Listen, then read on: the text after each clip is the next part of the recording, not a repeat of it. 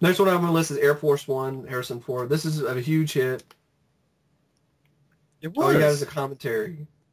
Wolfgang You don't have a featurette from back in the day. interviews. Harrison Ford. Yeah, Really? with Harrison Ford. I'm pretty sure I don't think Harrison Ford had a bad experience with this movie. I don't know. Maybe he did. I don't know. But Well, no, when what was it? He referenced that line and, what was it? It was doing like a music awards or something. oh Some yeah, guys like get off my plane, and yeah. I forget what awards it was, but But he referenced that line, so obviously he must like. it It was a remembers hit. It it. was a huge hit. It was one of the biggest hits in of the '90s and of that year, I '97. think in that Fugitive DVD, he talked about the Fugitive, that new one.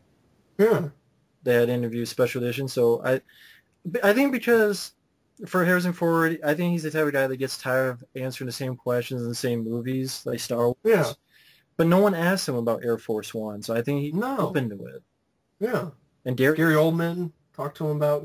I heard some funny stories. Like he was Mr. Fun and Games when the cameras were off. So that would be interesting to hear about that sort of dynamic.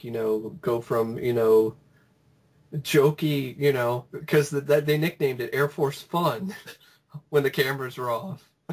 Gary Oldman was being Mr. Fun, and then when the cameras are on, he's like serious and a terrorist. and it was a hit. Richard Edlund and the company did the effects. Talk about how they did that. I still think the effects look great to this day, except for little chintzy sort of CGI when the plane crashed in the water, but it's fine for that time. 1997, yeah. 1997 is fine for that.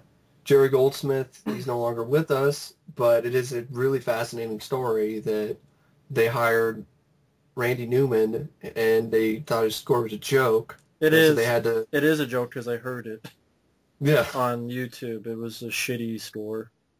yeah. And so they had to get Jerry Goldsmith last minute, and he did it Much better score, Jerry. like 15 days or whatever.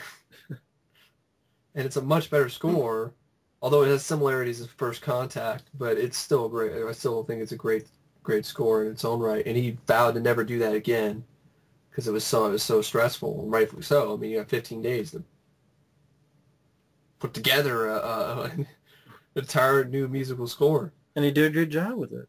You did a great job, and I just think it deserves a little bit more than just a commentary. Dun, dun, dun, dun, dun, dun, dun, dun, dun, dun. That's whenever I think of presidents in movies, I think of that theme. One of the best presidents out there in movies. My opinion, the best. Badass president. We will not Yeah, tolerate terrorism. It's I would their say the turn to be best. Yeah, afraid. It's their turn to be afraid. great movie. I don't understand why it doesn't have barely jack shit. Nor do I. And it came out on Blu-ray. Same thing.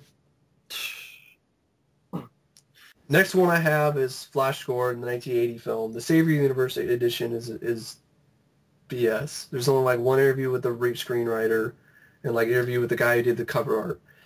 And I think a commentary or somebody. But I found out, and I don't know if this is confirmed or not, but somebody sent a message and said that they talked to Sam Jones and Melody Anderson at a Comic-Con or something. And she said that Sam and her were really willing and ready to talk about Flash Gordon, but the Universal was cheap and didn't want to pay him. Well, I think they did like a commentary that you can either find overseas or online. Yeah. So there you go. Fuck you, Universal. They did a fucking commentary. I Yeah. don't know if it's one you can download or if it's one from an overseas Okay. thing or because I That's saw cool, them but in studio that's cool. It's pictures. just it's upsetting to me because that's another cult classic film. I grew up with Flash Gordon. I really enjoyed that movie. Soundtrack by Queen. And that's Sam J. That's his movie. Not his And voice, not his voice, but not his voice, but that's his movie. yeah. And he's even, over the years, he's realized, understand it's not my voice. I was pissed at that, but he's warmed up to it. I mean, he played Flash in Ted. And that's like the one part of that movie I liked. The only part. The only fucking part. Some crappy Family Guy episode, the rest of it. But, I mean, Sam Jones, he is Flash Gordon. Not hearing his thoughts recorded it's on the film, I think, is bullshit. And Universal, it's your fault, because you didn't pay him. You fucked up. He gets paid for his convention appearances, so what the fuck? You expect him just to come in for free? Fly over to wherever you want him to be?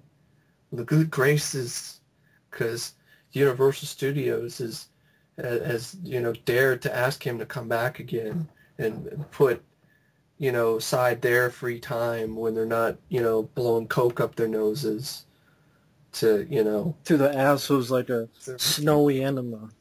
Yeah, so they could fart out of their fucking ass and let it snow when they're not letting it snow, coking it up with their whores. It's lame. I have that DVD. I wouldn't be surprised if Flash Gordon has more features. If that's on DVD, that probably has more features. Flash Gordon than Flash. Fucking porno version of Flash Gordon. Yeah. So yeah, Flash Gordon, not much features. Interview with Queen, maybe. Yeah. The next one is pretty much any Chuck Norris film. Yeah. Missing Action, Delta Force films, Missing Action films, Silent Rage. The only Chuck Norris has features is like what was it? I think Good Guys were no, not that one. A Force of One. A Force of One, and I think there's another one, The Octagon. Yeah, that's it. And it's like a little bit about the film and a bit about the studio. Yeah.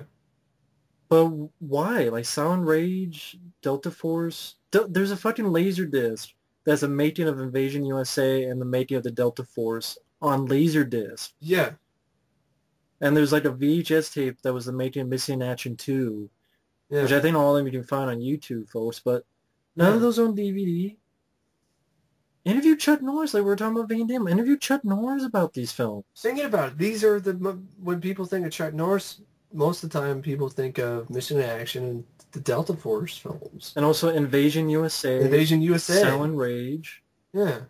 Even, Firewalker. You're talking about him working with Louis Gossett Jr. Re-released that. So it's affordable. Firewalker, yeah, because it's out of print, I guess. Yeah. Because it's one of those old MGM titles. And thankfully I got one. Just like Eye for an Eye. That's another one that's rare. I remember my friend Mike showing me Firewalker. I'm like, why is it that expensive? I have the DVD. He's like, well, because it's out of print. And I'm like, so no one can get this movie? He's like, no. You're lucky. Yeah. Exactly. And I'm like, release a series of Chuck Norris films on special edition. Get some of these people. If you can do Red Scorpion for Dolph Lundgren. Yeah. Joseph Zito. He can talk about Invasion USA. I think he did Invasion USA and Missing Action. Synapse. Give me an Invasion USA special edition. Blu-ray Stream DVD. Factory. That'd be awesome. Stream Factory, do Silent Rage. Shout Factory. Well, Stream Factory, it's a horror film. Rage. Stream Factory, yeah. Silent Rage. And the Delta, I mean, these films were popular. They were hits. And, like, none of the Chuck Norris, Invasion USA, none of them have anything. Unless you have a Laserdisc, maybe you get, or VHS tape. Well, Laserdisc out of print, hard, expensive. Or you just watch it on YouTube. Yes, I know. That's sad, though. A physical copy of that, and the problem with it being on YouTube is how long? If it goes away, how long is it going to be there? How long? And then how long if the DVDs and VHS, like what are they all? You're not preserving it for these behind the scenes stuff. You're not preserving them for future generations and things like that. And that's kind of sad. At least someone sit down and interview Chuck Norris about his career, like talk about Van Damme. What's wrong with that? Like, the guy is not doing anything. I mean, he's not doing anything. No. Someone sit down, get some beer or whatever he drinks, and just put a fucking camera and just go through each film and like, how was it filming Missing Action? What did you do this? Blah, blah, blah, blah. Yeah. How was it filming Silent Rage? And here's how you can make more money with this type of thing. With studios, you sit them down, do these interviews, and then you split them up. And then you put them on separate Blu-rays and DVD, whatever, and you re-release them. And then like new interview with Chuck Norris. And then, I don't know why they didn't do this earlier but with the whole Chuck Norris fat craze thing anyway. Chuck Norris fats, yeah. Like, why did they do special editions and stuff, like, at that point in time? I don't understand that. Because they're stupid and they didn't give a fuck for some reason. I don't know why. It's like, Chuck Norris and Van Damme, we don't care about you. Seagal, we don't care about you. You know. It is weird, too, when you think about it. Dolph Lundgren is getting sort of the better end. Yeah. Yeah. I Come in Peace. At least it has something, which I'm glad for. So does Red Scorpion. Army of One, which again, it's something, at least an interview with them. Yeah. I'm not the most happy with it, but I would not be surprised if The Punisher. I know overseas there's a commentary with the director on The Punisher. I'd love to see Shout Factory do The Punisher or Masters of the Universe. Other than the commentary it has, Masters of the Universe. That commentary sucks. Or what was that, Toy Mask? There's like a He-Man documentary, and they interview Masters of the Universe stuff. Yeah. And also on one of the Dolph Lundgren stuff, he talks a little bit about Masters of the Universe. I forget if it was I Come in Peace or one of them. They asked him a little bit on Masters of the Universe and stuff. And I know he thinks fondly of that. He still has the He-Man sword. Yeah. Some burglar tried to come in his house, and that didn't work out too well. Yeah, if someone came in, he'd chase him with his He-Man sword. Yeah. But yeah, I mean, Chuck Norris, I mean, come on, Van Damme, Seagal, give him something. These films made Even Stallone and Schwarzenegger, like, other than just the big name movies that they've done, like, a little bit more in depth. Yeah.